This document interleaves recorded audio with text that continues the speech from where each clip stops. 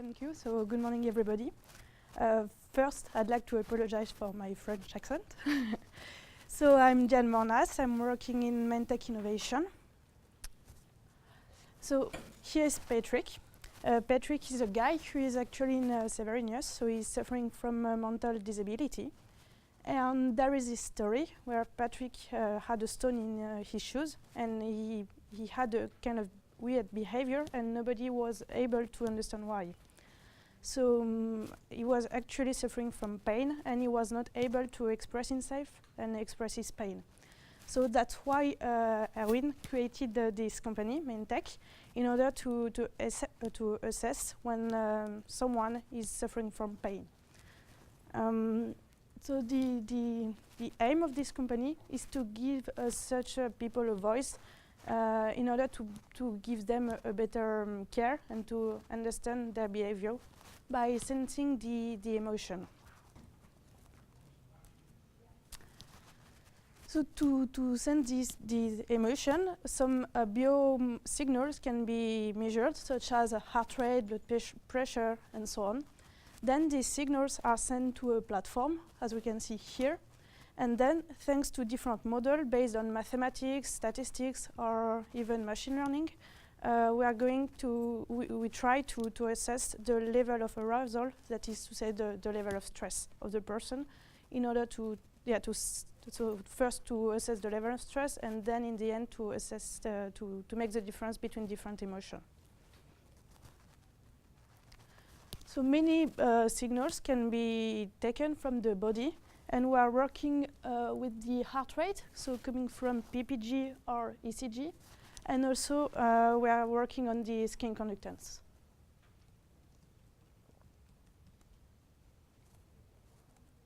Oop.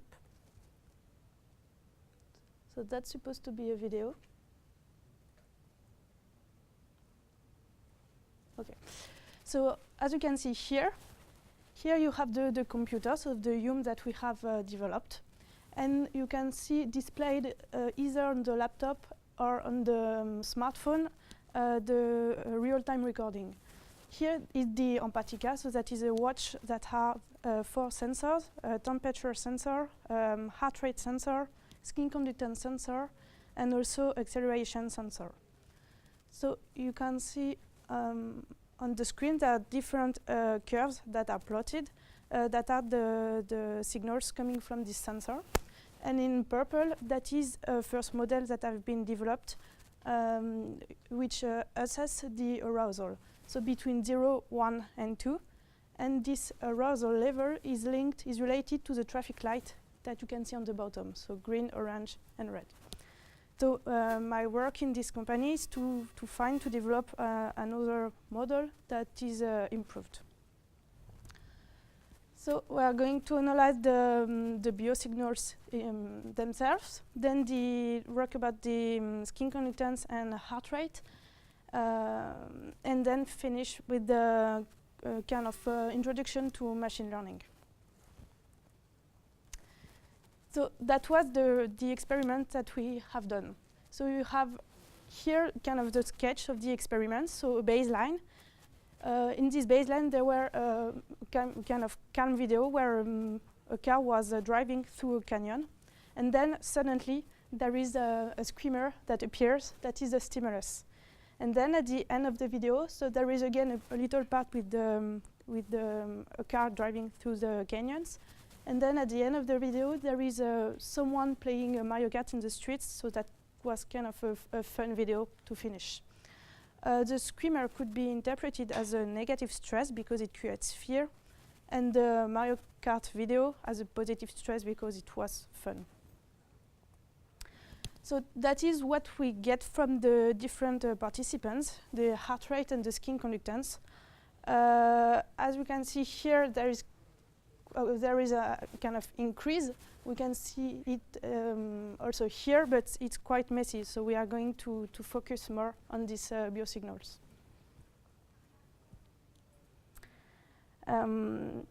So here you have a first participant. The EDA, so electrodermal activity, and heart rate have been normalized. And here there is a derivative of these two signals. So we can clearly see that when there is a screamer, there is high increase in the skin conductance and also in the heart rate. We have here another example with Bart, and we can also clearly see that there is an increase in the skin conductance and also in the heart rate just after the screamer. A principal component analysis has been done on heart rate and also on skin conductance in order to see the correlation between people. So the closer to red, the better is the representation of the correlation in this plan.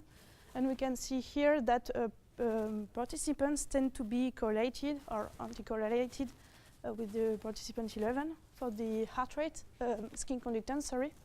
And you have here the same with the heart rate, and also people tend to be correlated, except for the participant 11.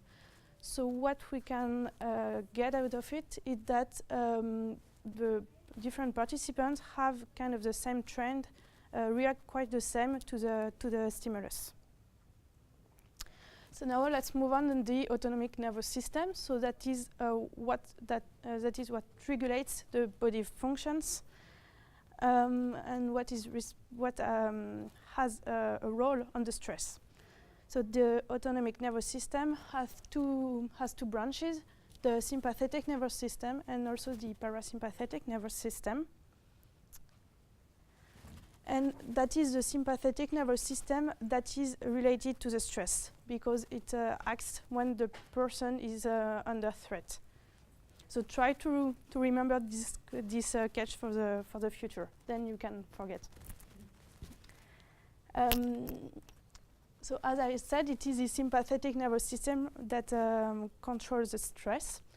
And so when you are stressing, your skin produces a little bit of sweat. That changes the electrical property of the skin. So that stimulates the electrodermal activity. And to measure this electrodermal activity, we can measure the skin conductance. The skin conductance itself has also two kind of branches, the tonic and the phasic. So it's divided into two signals. And so the tonic is a kind of baseline called the skin conductance level. And that is the phasic part of the skin conductance that is related to stress. So that's called the skin conductance response, and there is a sketch here. So you have first the stimulus, then a delay that is between 1 and 4 seconds, and then the skin conductance response. But if you have, for example, two stimulus, and if the latency is bigger than the difference between two stimulus, the two skin conductance responses overlap. So what we want to do is to associate a skin conductance response with the given stimulus.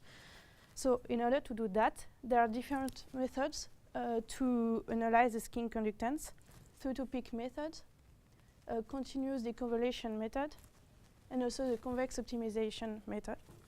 So the first one, two-to-peak, is basically you take the difference between a gap and a peak. But this method doesn't solve the problem of overlapping between skin conductance responses. So we have to find other method. This one is, so the skin conductance is the convolution between what is called pseudomotor nerve activity. So that's what controls the electrodermal activity, and a function, IRF, that is called the Bateman function. So this function is the solution of a differential equation that controls the diffusion of the sweat. And so by deconvolving this equation, we can access two drivers, the tonic and the phasic one. And if you remember my sketch, the phasic is related to the skin conductance response. So that's what we are looking for.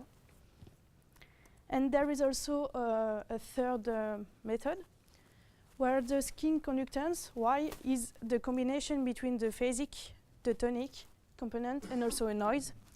So we can rewrite this equation into another equation where we can solve the convex optimization problem. And then we can also access the phasic component of the skin conductance. So the amplitude of this phasic component is directly linked to the arousal level. So we can determine a stress index based on the study of electrodermal activity. So the stress index is the combination between the amplitude, the maximum, and the average value of the phasic driver.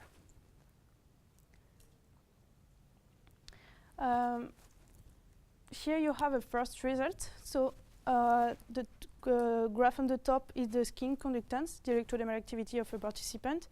And at the bottom, you have the phasic driver that is plotted. And you can clearly see that when there is a screamer, so in yellow, you have the amplitude of the phasic component that increases a lot. You have two other examples here, so same for Bart and for Aaron, and you can clearly see that when there is a screamer, the amplitude of the phasic component increases. So that was the analysis of the skin conductance of participants, but we can also analyze the heart rate of the participant.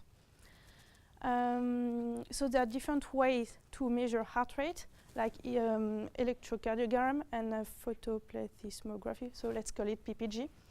So you have the signal, and you take the time between two peaks, that is called the interbeat interval. And with this equation, you can have the heart rate, so that's a frequency, a number of beats per minute. With the skin conductance, the stress was related to the sympathetic nervous system, but with heart rate, it measures the balance between sympathetic and parasympathetic branches of the autonomic nervous system.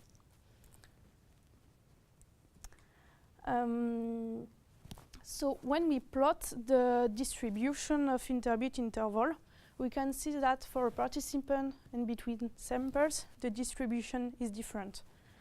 There is also a difference between participants and also between the samples.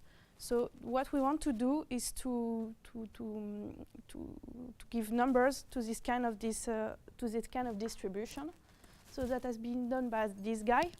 So he was working in the 60s in the aerospace cardiology, and he wanted to assess the level of stress of cosmonauts. And what he has done is that. So you have here an histogram of the distribution of interbeat interval. So you take the mode, that is to say the interbeat interval that is the most present, and the amplitude of the mode, and also the span of the distribution. And then you have a stress index based on the interbeat interval distribution. So now the final arousal model is based on the one hand on the electrodermal activity based stress index and also interbeat interval based stress index. And we have these results. So here you again you have the electrodermal activity plotted in red and the heart rate in blue and the screamer. And here you have the results. So we can see two things from the top graph. First, the electrodermal activity based stress index in red and interbeat interval based stress index in blue are the same. So the total arousal is equally the same. What you see in this graph is some intervals, so between 0 and 110 seconds, between 110 seconds and 220 seconds, and so on. And so the third interval was the interval where there was the screamer, and the last interval was the interval where there was the video, the fun video with Mario Kart. So we can also see that this participant was negatively stressed when there was a screamer and positively stressed when there was the fun video. With this participant, we can see that both stress indexes doesn't fully agree.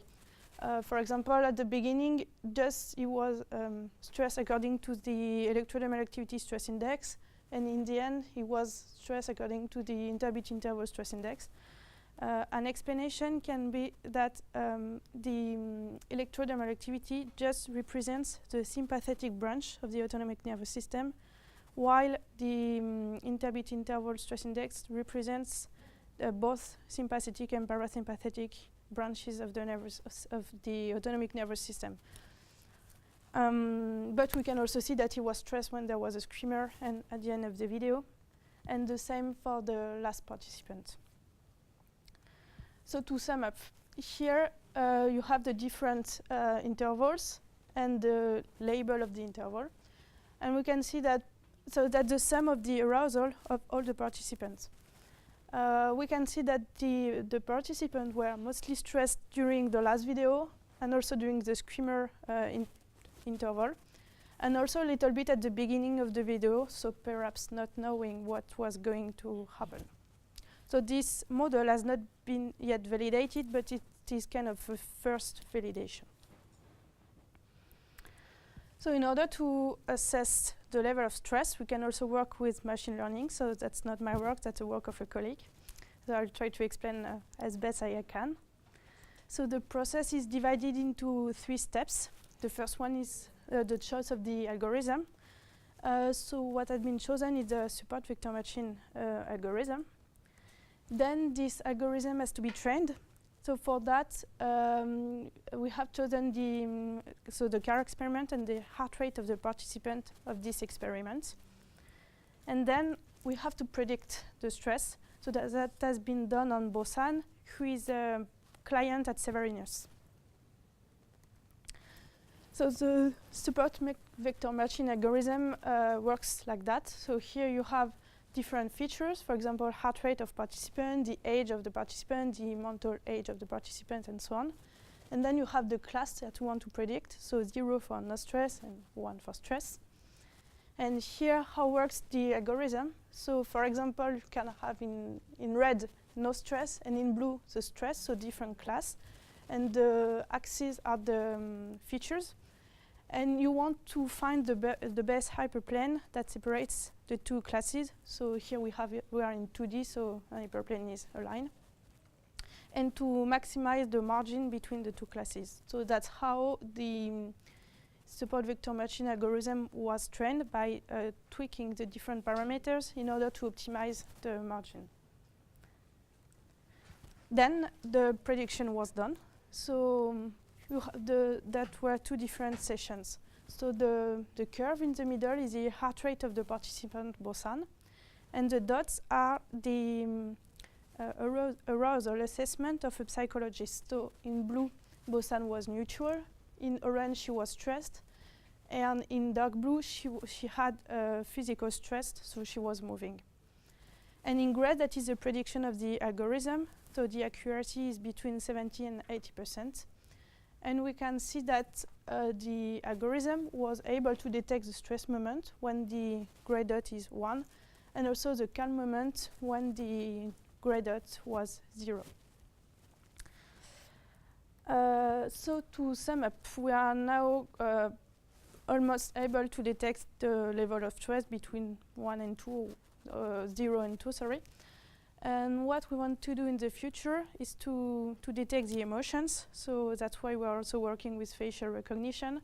And in the end, we also want to detect pain.